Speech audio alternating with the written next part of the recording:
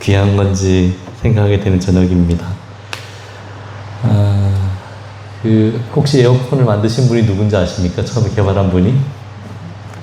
캐리어라는 분인데, 우리 캐리어 에어컨 있잖아요. 그 윌리스 캐리어라는 분이 에어컨을 처음 개발한 분인데, 이번 기회에 그분이 얼마나 고마운 분인지 한번 생각해 보시기 바랍니다. 오늘은 정로의 계단 제13장 주님 안에서 기뻐함, 정로의 계단이 13장까지 있어서 오늘이 그 마지막 시간입니다. 정로의 계단은 1장 인류를 향한 하나님의 사랑으로부터 시작해서 마지막 주님 안에서 기뻐함이라고 하는 제목까지 그 매 단계마다 그리스도인 삶이 어떠한 삶이 되어야 되는지를 보여주고 있고, 그리고 우리가 신앙에 여러 가지 기복이 생길 때 우리를 바로 잡아주는 정말 주옥 같은 말씀들이 이 책에 담겨 있는 것을 우리가 함께 살펴봤습니다. 우리 먼저 고린도후서 3장 2절과 3절의 말씀을 우리 한 목소리로 좀 읽겠습니다. 너희는 시작. 너희는 우리의 편지라 우리 마음에 썼고 뭇 사람이 알고 읽는 바라.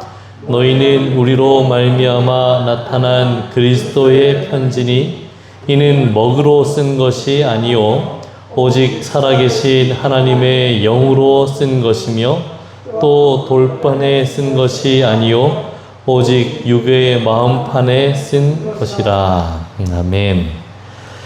여기 사도 바울은 우리는 편지라고 했습니다. 사람들이 우리를 보고 그 내용, 우리가 가지고 있는 것이 무엇인지를 알게 된다는 것이죠. 하나님의 자녀들은 그리스도를 나타내고 주님의 선하심과 자비를 보여주라는 부름을 받고 있다, 이렇게 설명합니다.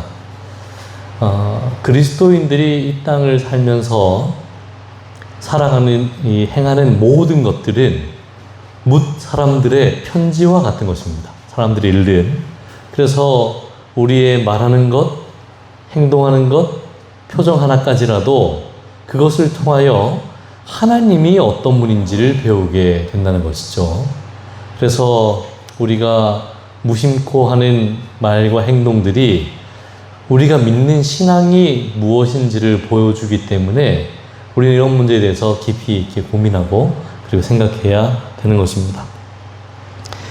예수님 당시에 유대인들이 보여준 하나님, 그러니까 이방인 하나님을 모르는 사람들이 유대인들의 모습을 통해서 하나님이 어떤 분인지 이렇게 배울 때 그때에 그들을 통하여 나타나는 하나님은 뭔가 좀 두렵고 무섭고 벌 주는 하나님, 이런 하나님으로 소개되었던 것 같은데, 예수님께서 오셔서 그 하나님에 대하여 새롭게 보여주신 것이죠.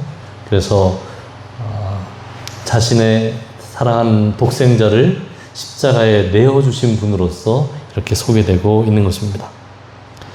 예수님께서 요한복음 17장에서 아버지께서 나를 세상에 보내신 것 같이 나도 그들을 세상에 보내었고, 이렇게 말씀하셨잖아요. 그러니까 하나님께서 예수님을 보내셔서 예수님을 통하여 하나님이 어떠한 분인지를 보여주신 것처럼 예수님께서는 당신의 제자들을 보내심으로 그들을 통하여 하나님이 어떤 분인지를 세상에 알게 하도록 하셨다는 것입니다. 예수님께서는 하나님 아버지의 진정한 성품을 우리에게 보여주셨다. 이제 우리는 그분의 부드러운 사랑을 알지 못하는 세상에 그리스도를 보여주어야 한다, 그렇게 말하고 있습니다. 그러니까 그리스도인들이 이 땅을 살아가는 데 있어서 가장 중요한 삶의 목적 가운데 하나는 복음을 선포하는 것이거든요. 근데 이 복음을 선포하기 전에 먼저 뭘 보여줘야 되냐면 하나님이 어떤 분인지를 보여줘야 된다는 것입니다. 이게 정말 중요해요. 하나님이 어떤 분인지 보여주지 못하거나 혹은 잘못된 하나님을 소개한 다음에 그 하나님을 믿으라고 그러면 사람들이 믿겠습니까? 믿음이 삼기가 쉽지 않죠. 그런데 그리스도인들이 하나님을 알고 그리고 그 하나님을 세상에 잘 보여준 다음에 하나님은 사랑이심을 나타낸 다음에 그 다음에 세상으로 하여금 그 하나님을 믿으라고 선포하는 것이 우리에게 필요되는 것입니다. 예수님께서는 내가 곧 내가 그들 안에 있고 아버지께서 내 안에 계시어 그들로 온전함을 이루어 하나가 되게 하려 함은 아버지께서 나를 보내신 것과 또 나를 사랑하신 같이 그들도 사랑하신 것을 세상으로 알게 하려 함이로소이다 그랬습니다. 우리가 그런 말 많이 하잖아요. 아유, 참 그 아이는 사랑 많이 받고 자란 게 보여, 이런 말 하잖아요. 정말 티가 없고 구김이 없고 이런 아이들의 모습을 보면 저 아이는 참 사랑 많이 받고 자랐구나, 이렇게 보이는 것처럼 그리스도인들도 마찬가지라는 것입니다. 그들이 하나님의 사랑을 받고 경험하고 있구나 라는 것을 나만 아는 것이 아니고 세상도 그것을 안다고 이야기하고 있습니다. 그래서 아까 처음 읽었던 것처럼 너희는 우리의 편지라 우리 마음에 썼고 무사람이 알고 읽는 바라고 그렇게 이야기했지 않습니까? 그래서 우리 모두는 세상에 보내진 하나님의 편지와 같아서 하나님이 어떤 분인지를 나타내는 그런 사람들이 되는 것입니다. 우리가 그리스도를 따르는 사람이 되면 그분께서는 우리를 편지로서 가족들에게 보내신다. 그분께서는 우리가 사는 마을과 거리로 우리를 보내신다. 이 그리스도인들이 편지로서 하나님을 소개할 때 그 편지를 가장 먼저 읽는 사람들은 누굴까요? 가족이에요. 그 가족이 신앙을 하든 안 하든, 신앙하는 가족도 마찬가지예요. 신앙하는 가족도 서로의 모습을 통하여 누구를 읽어야 됩니까? 하나님의 모습을 읽어야 돼요. 신앙하지 않는 가족이 있다면 더욱 말할 나위 없죠. 그래서 신앙을 하는 가족에게 우리가 그리스도의 하나님의 편지로서 드러나고, 그리고 신앙을 하지 않는 이들에게는 하나님이 어떤 분인지 보여주는 편지로서 삶을 살아야 되는 것입니다. 우리가 하나님을 아는 방법, 사람들이 하나님을 알게 하는 방법이 성경을 열심히 읽도록 하면 참 좋은데, 그 사람들이 성경을 읽습니까? 안 읽습니까? 성경을 안 읽어요. 그리고 혹 성경을 읽는다 하더라도 하나님의 음성을 깨닫지 못할 때가 많이 있습니다. 그들은 성경을 읽지 않거나 성경 속에서 그들에게 말해주는 음성을 듣지 않는지도 모르겠다. 그들은 하나님의 업적을 통해 나타나는 그분의 사랑을 깨닫지 못한다. 그렇기 때문에 그들이 뭘 통해서 알 수 있습니까? 우리의 삶을 통해서 알 수 있다는 겁니다. 그러니까 성경을 안 읽는 사람도 읽는 성경책이 있는데, 성경이 있는데 이게 뭐냐면 그리스도인이에요. 평생 한 번도 성령과 관계없이 살았던 사람들이 하나님을 아는 방법이 주변에 있는 그리스도인들을 통하여 하나님을 안다는 것입니다. 만일 우리가 진정으로 예수님을 나타낸다면 사람들은 우리를 통해 그분을 보도록 인도될 것이다. 그들은 하나님의 선하심을 어느 정도 이해하고 그분을 사랑하며 섬기게 될 것이다. 그렇게 가르쳐주고 있습니다. 사람들이 성경은 안 읽을 수 있지만 그리스도인의 삶은 다 지켜본다는 것입니다. 그리스도인들은 하늘 가는 길을 비춰주는 빛을 가진 사람들이다. 그들은 그리스도께로부터 그들에게 비춰오는 빛을 세상에 비춰줘야 한다.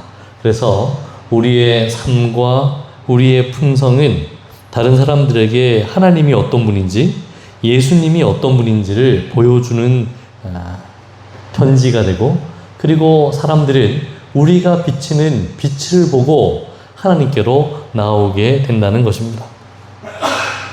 그래서 우리가 그리스도인의 생애를 사는 것이 기쁨이라는 것을 나타내 보여야 돼요. 많은 그리스도인 자녀들이 신앙을 떠나는 이유 가운데 여러 가지가 있겠지만 하나가 뭐냐면 신앙하는 부모님의 모습 가운데 신앙의 기쁨을 보지 못했기 때문에 떠난 경우가 많이 있습니다. 그들이 교회에서는 열심히 신앙하는데 가정에서는 그리스도인답지 않는, 늘 다투거나 불평하거나 이런 모습들을 나타내 보인다면 자녀들에게 있어서 신앙이 매력적이게 느껴지거나 나도 저 신앙을 정말 해야 되겠다고 하는 그런 마음이 생기지 않겠죠. 불평하고 기뻐하지 않는 그리스도인들은 다른 사람들에게 하나님과 그리스도인 생활에 관하여 잘못된 인식을 준다, 그렇게 보여주고 있습니다. 그래서 사단은 그리스도인이라고 스스로 말하는 사람들이 뭔가 불행한 것처럼 보이도록, 세상에 보이도록 그렇게 이끌기를 원하고, 그들이 그런 삶을 나타낼 때 사단이 기뻐한다고 그랬어요. 그래서 마치 세상 모든 걱정을 다 짊어진 사람처럼 사는 그리스도인의 삶은 우리가 믿는 신앙을 세상에 잘못 나타내 보이는 거죠. 그래서 사단은 그가 하나님의 자녀들을 의심과 불행으로 이끌어갈 때 기뻐한다, 이렇게 증언의 말씀은 쓰고 있습니다. 그러니까 예수 믿으면 이렇게 어려운 일도 많고 하지 말라는 것도 많고 힘든 일도 많고 안 나게도 될 고난도 당하는 것 같고, 그래서 늘 그들의 삶에는 고통이 있고 이런 것처럼 보여준다면 사단이 기뻐한다고 그렇게 이야기하고 있는 거죠. 사단은 그리스도인 생애가 어둡고 불행한 것처럼 보이게 하고자 노력한다. 그는 그것이 어렵고 불쾌하게 보이기를 원한다 그랬습니다. 그러니까 사단이 가장 좋아하는 게 뭐냐면 그리스도인들이 항상 괴로운 것처럼, 어려운 것처럼 이 얼굴에 근심과 걱정이 가득하게 보일 때 그때 사단이 기뻐하는 것입니다. 어떤 그리스도인들은 스스로의 생활을 통하여 하나님을 섬기는 것이 어려운 일이라고 말해줄 수 있다. 그리하여 그는 악한 자의 거짓말에 찬동하게 된다, 이렇게 하겠습니다. 사단의 편에 서서 우리가 어떤 일을 하진 않을지 모르지만 우리가 만약 굉장히 신앙하는 게 괴로운 것처럼, 아니면 신앙을 가지고 있지만 삶의 모든 걱정과 근심이 다 내 것인 것처럼 행위한다면 사단의 편에 서서 일하는 것과 마찬가지라고 이야기하는 것이죠. 많은 사람들이 그들의 실수에 관하여 생각하고 이야기하고 어떻게 실패했는지에 대해서 이야기하면서 그들의 마음이 슬픔으로 가득 차 있다고 그렇게 증언은 이야기합니다. 그러면서 한 여인에 대한 이야기가 소개되어 있거든요. 화이 부인이 유럽에 있을 때 어떤 한 여인이 편지를 쓰게 됩니다. 그래서 그 여인이 뭐라고 했냐면 자기 인생이 너무 불행하다고, 자기는 너무 괴롭고 내 인생이 왜 이렇게 어렵고 힘들고 불행한지 모르겠다, 나에게 뭔가 좀 희망되고 뭔가 좀 위로되는 말을 해달라고 그렇게 편지를 하거든요. 그때 그날 저녁에 엘렌 화이트이 꿈을 꾸고, 그 꿈은 장미의 정원 가운데 있는 꿈을 꿉니다. 다 읽어보셨죠? 정원 주인이 엘렌 화이트를 이끌고 가고 있는데 화이트 부인이 꽃들이 너무 아름다워서 정말 꽃이 아름답구나 막 그러고 있는데, 그때 그 옆에 그 여인이 함께 같이 갖고 있었어요. 그러면서 그 여인은 꽃을 안 보고 뭐만 보고 있냐면 그 밑에 가시만 보는 거예요. 여기 가시가 많아. 심지어 꽃을 보면서 이 꽃은 아름답다고 이야기하는데 이 아름다운 꽃이 가시 때문에 다 망쳤어, 이렇게 이야기하는 거예요. 사실은 반대로 이야기되잖아요. 가시가 이렇게 많은데 꽃이 피어서 아름답다 이렇게 해야 되는데 거꾸로 보고 있는 거예요. 그래서 이 아름다운 정원이 가시로 망쳐져 있다니 얼마나 가련한 일인가, 이렇게 탄식하는 겁니다. 그때 그 두 사람을 안내하던 안내자가 말하기를 가시들은 잊어버리고 그건 그대에게 상처만 줄 뿐이니까 아름다운 장미와 꽃들을 바라보라고 그렇게 이야기를 하죠. 그래서 그 꿈을 꾸고 이제 그런 조언을 해주거든요. 우리 모두가 다 죄가 다스린, 사단이 다스린 세상에 살기 때문에 인생의 모든 날들이 다 행복하고 기쁘고 좋은 것만 있는 것이 아니고 불행도 있고 고통도 있고 슬픔도 있고 어려움도 있고 다 있는데 그것만 바라보는 인생은 마치 장미 꽃밭에서 가시만 바라보는 인생과 같다는 것입니다. 그래서 우리는 우리 생애의 밝은 면들을 생각해야 되는데 우리 마음을 기쁨으로 충만하게 했던 그런 시간들, 말씀을 읽으면서 함께 누렸던 감동과 은혜들, 그리고 하나님의 사업에 봉사하면서 느꼈던 보람들, 그리고 이웃을 돕고 활동하던 그런 생애의 기쁜 것들을 우리가 함께 생각하고 되새기고 그 꽃들을 우리의 삶에 모아야 된다고 이야기하고 있습니다. 그런데 어떤 사람들은 그 정원에 가시만 다 따가지고 가시만 모아서 다른 사람에게 전달해요. 이 봐라, 우리 밭에 가시밖에 없다. 이렇게. 내가 겪은 불행이 얼마나 큰지, 내 인생이 얼마나 답답한지, 어려운지. 우리가 이제 사람들을 만나보면 여러 가지 이야기를 하는데 어떤 분들은 자기가 그런 불평 이야기를 계속 하는 분들이 있어요. 기쁘고 즐거운 이야기를 들으면 마음이 편해지고 함께 기뻐하고 좋은데 불평하는 이야기를 계속 듣다 보면 나도 함께 기분이 별로 안 좋아지잖아요. 그러니까 우리가 만일 가시들을 모아서 다른 사람들에게 주게 되면 우리는 하나님의 자비에서 돌아서고 있는 것이다. 우리는 우리 주변에 있는 사람들에게 생명의 길을 걸어가지 못하도록 막고 있는 것이다 그랬어요. 특별히 그리스도인들이 이러면 안 된다는 겁니다. 그리스도인들이 그냥 뭐 어디 만나기만 하면 지난주에 내가 얼마나 힘들었는지, 내가 얼마나 괴로웠는지, 나는 인생이 왜 이런지 뭐 이렇게 하면서 불평의 이야기를 하기만 하면 그러면 다른 사람의 인생을 생명의 길로 가는 것을 막는 그런 일을 한다는 것입니다. 과거에 유쾌하지 못했던 일들을 자꾸 기억하려고 해서도 안 되고 또 지나간 죄에 대하여 자꾸 생각하면서 스스로를 이 어두움 가운데 가두어둬서도 안 되는 것입니다. 우리가 이제 자주 하는 말 가운데 어떤 말이 있냐면 생각할수록 속상하다 이런 말이 있잖아요. 근데 그 말이 맞는 말이거든요.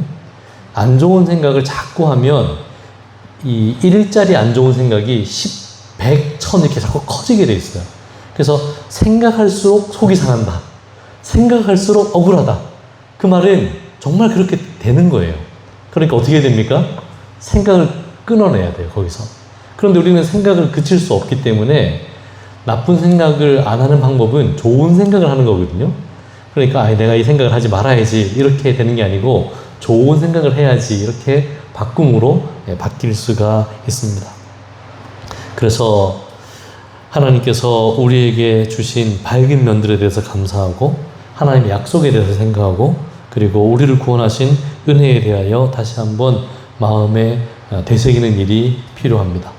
우리가 만일 하나님의 약속, 사랑과 약속을 의심할 때 우리는 하나님을 영화롭게 하지 않고 그분의 성령을 슬프시게 하는 것이라고 이야기하고 있습니다. 만일 어떤 자녀가 어머니한테 와가지고 항상 불평과 불만, 엄마가 해주는 반찬은 맛도 없고 뭐 옷도 다 그렇고 엄마가 해주는 건 다 싫고 이렇게만 하면 엄마가 마음이 기쁠까요? 기쁠 리가 없죠. 그러니까 그 사춘기 어린 자녀들이 그런 말 하잖아요. 엄마가 밥 해준 거 말고 나한테 해준 게 뭐가 있냐고. 엄마가 그 인생을 다 정말 자녀를 위해 다 살았는데 사춘기 때 한다는 말이 말이야. 엄마가 나한테 해준 게 뭐냐고 이렇게 말하면 정말 마음이 막 정말 괴롭잖아요. 그처럼 우리가 하나님에 대하여 하나님을 아버지라고 부르는 그 삶을 사는 사람들이 맨날 그런 식의 불평을 한다면 우리는 옳지 않은 길을 가는 것입니다. 그래서 우리가 기억해야 될 것은 무엇인가? 자기 아들을 아끼지 아니하시고 우리 모든 사람을 위하여 내어주신 그가 어찌 그 아들과 함께 모든 것을 우리에게 주시지 않겠느냐고 하는 이 말씀을 기억하면서 우리가 하나님 안에서 소망을 가지고 기뻐하는 생애를 살게 되기를 간절히 바랍니다. 사단이 우리를 유혹할 때 우리는 회의적인 말을 한마디도 해서는 안 된다. 만일 우리가 사단을 향하여 문을 열게 되면 우리의 마음은 의심과 의문으로 가득 차게 되고 그리고 불평하게 되고 원망하게 되고 그리고 괴로워하게 된다는 것입니다. 오늘 우리가 함께 배우는 이 13장이 주님 안에서 기뻐함이잖아요. 그러니까 우리가 이 그리스도인의 기쁨의 생애를 사는 것이 얼마나 중요한가를 다시 한번 생각해야 돼요. 우리가 영적 힘과 생명을 줄 수 있는 것만 이야기하는 것이 얼마나 중요한가. 그러니까 제가 저희 아이한테도 가끔씩 이야기하는데, 친구를 사귈 때 불평불만 많이 하는 친구랑 사귀지 말아라. 제일 안 좋은 사람이 그런 관계거든요. 만나면 불평불만하는 사람, 항상 안 좋은 것을 이야기하는 사람. 우리가 다른 사람과 만나 이야기할 때 그리스도인들에게 요구되는 것이 뭐냐면, 교회의 덕을 세우는 삶을 살아야 돼요. 그래서 좋은 것을 이야기하고, 그러니까 뭔가 좀 내 마음에 안 드는 일들이, 사람 사는 사회니까 다 있을 수 있잖아요. 근데 그것을 꼭 지적하는 것이 좋은 것은 아니에요. 그러니까 그것을 우리가 더 좋은 방향으로 나아가기 위하여 덕을 세우는 말들을 해야 되는 것입니다. 특별히 내 개인적으로 그런 괴로움이 있을 수 있죠. 그런데 이것을 사람에게 가서 말하는 것은 지혜롭지 못한 것입니다. 예전에 저희가 교과에서 시편을 함께 공부한 적이 있습니다. 시편에 보면 이렇게 저주 시편도 있고 이렇게 원망하는 시편도 있고 많이 있잖아요. 그때 그 내용을 함께 배우면서 그 교과에서 가르쳤던 내용이 뭐냐면, 시편 기자는 이런 모든 것을 하나님에게 말하고 싶었다, 이렇게 이야기했어요. 그러니까 이거 사람한테 가가지고 미주알 고주알 막 이렇게 말하지 않고, 자기 인생의 괴로움과 슬픔과 고통과 어려움, 정말 남을 향한 저주마저도 하나님께 나가서 하길 원했다는 겁니다. 그래서 우리는 모든 사람은 시련과 슬픔과 유혹들을 당하고 있다. 우리는 우리의 문제들을 사람들에게 이야기하지 말고 기도로서 하나님께 가져가야 한다. 그래서 우리가 우리의 삶의 모든 것을 하나님 앞에 가져가서 내려놓는 그런 것이 훈련되어야 돼요. 입만 열면 남을 험담하거나, 입만 열면 남에게 불평하거나, 그렇게 하면 안 되는 것입니다. 우리는 의심의 말을 결코 한마디도 하지 않도록 습관할 수도 있다. 우리는 다른 사람들의 생애를 밝게 해주기를 위하여 많은 것을 할 수 있다. 우리의 희망과 거룩한 기쁨에 대한 말은 그들을 더욱 강하게 해줄 것이다. 그래서 우리가 입을 열어 말을 할 때 그 말들이 다른 사람들에게 용기가 되고 힘이 되고 격려하고 생명의 길 위에 굳게 서도록 하는 그런 말들이 되기를 간절히 바랍니다. 이 그리스도인들에게 요구되는 것이에요. 그런데 이거 그냥 되는 게 아니고 연습해야 되거든요. 그래서 이게 잘 안 되면 일단 침묵해야 됩니다. 침묵하고, 그리고 생각해야 돼요. 말을 함으로 그의 덕을 세우는 것. 우리가 욥기를 읽어보면 이 내용을 정말 잘 알 수 있어요. 욥의 친구들이 와가지고 욥에게 한 말이 다 맞는 말처럼 들리지 않아요? 정말 하나같이 맞는 말을 하는 것 같거든요. 그런데 그 말을 들을 때 욥이 막 힘이 났습니까? 괴로웠습니까? 다 괴로웠어요, 욥이. 친구들이 맞는 말처럼 막 하는데 욥이 그 말을 들으면서 마음이 막 무너지는 것 같았어요. 그래서 욥이 친구들한테 한마디 하거든요. 그대들이 하는 말이 나를 죽게 만든다, 이렇게 이야기합니다. 그러니까 맞는 말이 항상 좋은 말은 아니에요. 우리가 항상 입을 열어서 말할 때에 그를 생명으로 이끄는 말을 하게 되기를 간절히 바랍니다. 우리가 알지 못하는 사이에 우리의 말과 행동으로 다른 사람들을 도와줄 수 있다. 혹은 우리가 사람들로 희망을 잃고 그리스도와 진리에서 돌아서게 할 수도 있다. 그러니까 나는 그냥 하는 말인데 그 말 때문에 어떤 사람들은 힘을 얻고 용기를 얻고 그리스도에게 나아갈 수 있도록 힘이 되는 말이 있는가 하면, 또 어떤 경우에는 나는 그냥 무심코 한 말인데 그 말 때문에 그가 절망하고 하나님을 떠나는 그런 말이 될 수도 있다는 것입니다. 그래서 우리가 원하거나 원하지 않거나 싫거나 좋거나 상관없이 우리의 모든 말과 삶이 다른 사람들에게 영향을 끼치게 되는데, 그렇다면 우리의 영향으로 사람들이 구원을 받는 귀한 영향력을 우리가 나타내기를 간절히 바랍니다. 그분을 따르는 자들은 그분과 같아야 한다. 그들은 그분을 위해서 해야 할 위대한 사업이 있음을 안다. 그들은 어리석고 거칠고 야비한 사람이 되지 않을 것이다. 우리가 다른 사람들의 불친절한 행동에 대해서 계속해서 생각하게 되면 우리는 그리스도께서 우리를 사랑하시는 것처럼 그들을 사랑할 수 없다. 우리가 그분의 놀라운 사랑과 긍휼에 대하여 생각할 때 그리스도의 정신이 우리에게서 흘러나가게 된다. 다른 사람들한테 한 말, 내 마음을 상처 줬던 말, 혹은 행동, 이런 것 저녁에 누워가지고 자꾸 생각하면 마음이 좋아집니까? 안 좋아집니까? 안 좋아져요. 좋아질 수가 없죠. 예전에 뭐 그런 말이 있잖아요. 가다가 돌뿌리를 걷어 차봐라. 누가 아픈가? 저녁에 누워가지고 그 다른 사람에 대한 저주를 계속 퍼붓듯이 돌뿌리를 걷어 차봐야 내 발만 아픈 거거든요. 그렇게 할 필요 없어요. 제가 잘하는 것 중에 하나가 뭐냐면, 잘하는 게 아니라 운전할 때 다른 사람한테 욕하지 않아요. 확 끼어들거나 갑자기 급정거를 하거나. 그래도 내가 말하잖아요. 저희 아이가 물어봤어요. 아빠는 왜 화를 안 내? 그럼 뭐 안 해봐야 저 사람 뒷길을 하냐 뭐 하냐. 내가 그 차 안에서 내가 욕을 해봐야 듣는 사람은 우리 가족들밖에 없고 저 사람이 뒷길을 하냐 뭐 아무 소용 없는 거예요.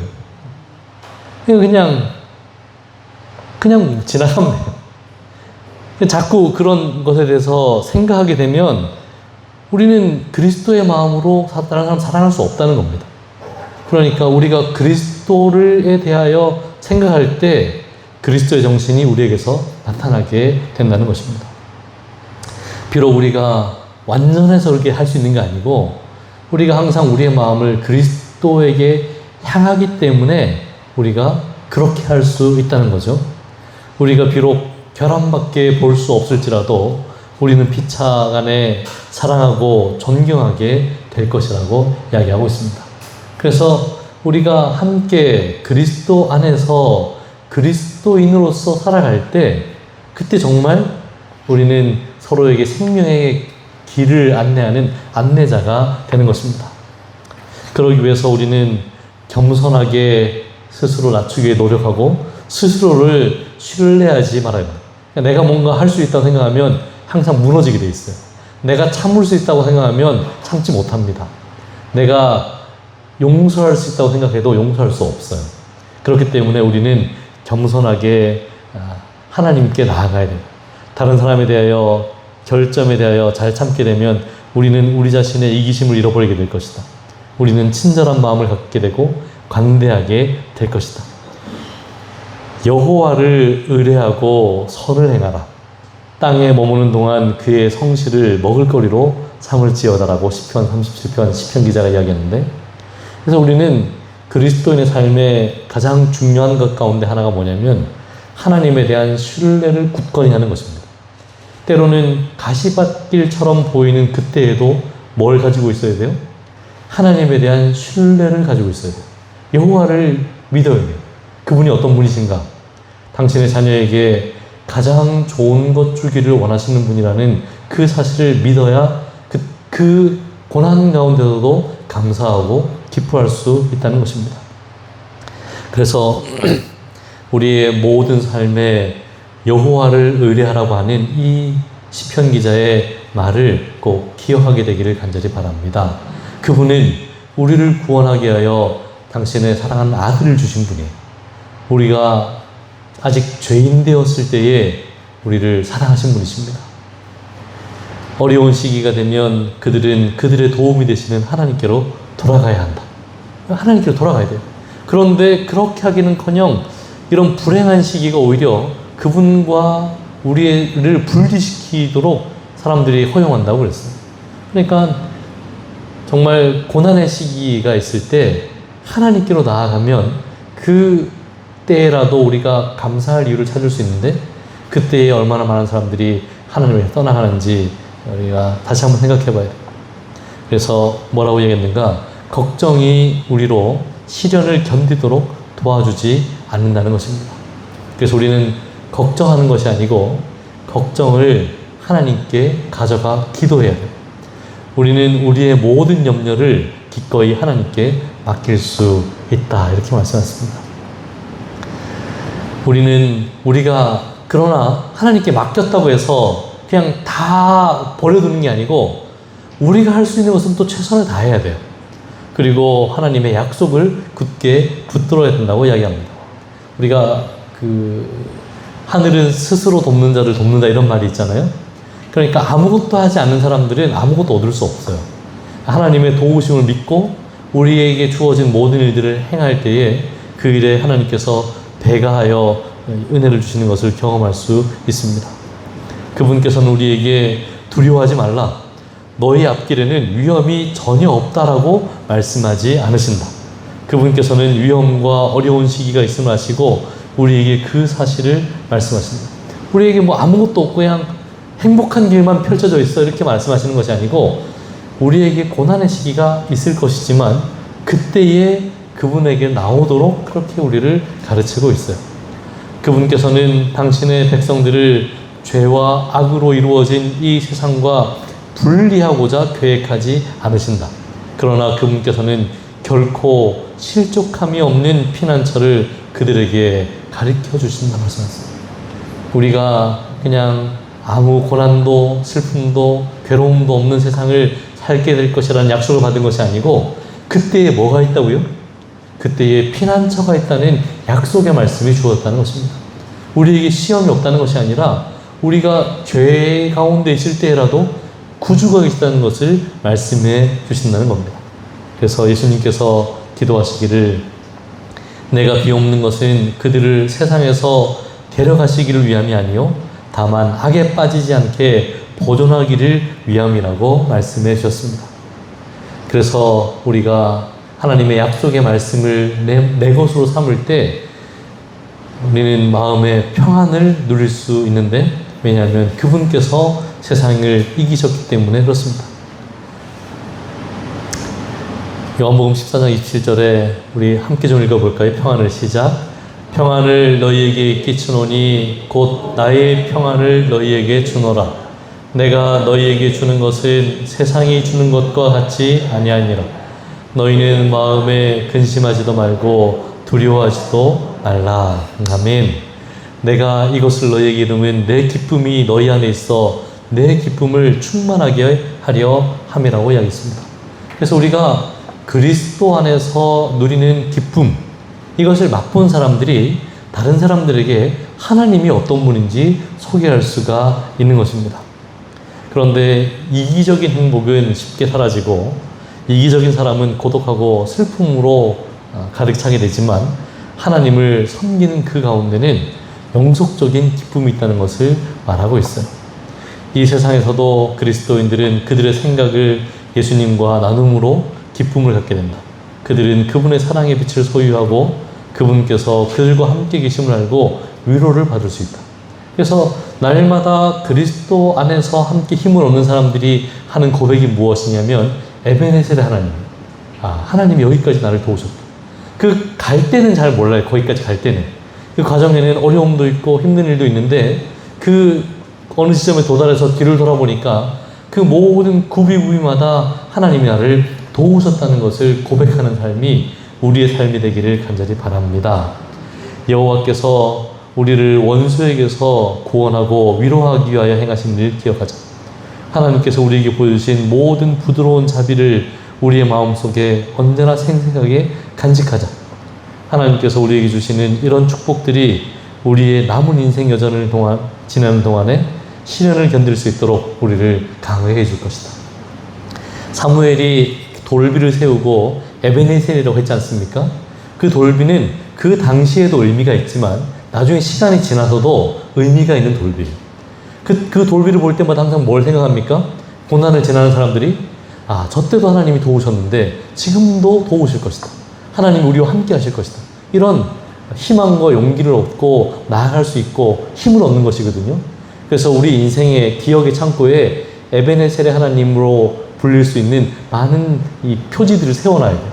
그래서 지금 고난을 겪고 있는 이들이 있거든 그때로 돌아가서 이때에 내가 하나님이 함께 하심으로 승리하게 하셨으므로 지금도 함께 하실 것이라고 하는 믿음을 경험하게 되기를 간절히 바랍니다.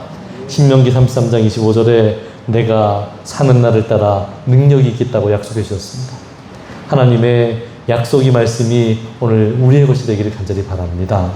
그러므로 오늘 우리는 정로의 계단의 모든 말씀들을 쭉 살펴보면서 이제 우리에게 주시는 하나님의 축복은 너의 아버지께 복받을 자들이여 나와 창세로부터 너희를 위하여 예비된 나라를 상속받으라고 하는 이 말씀을 꼭 듣게 되기를 간절히 바랍니다.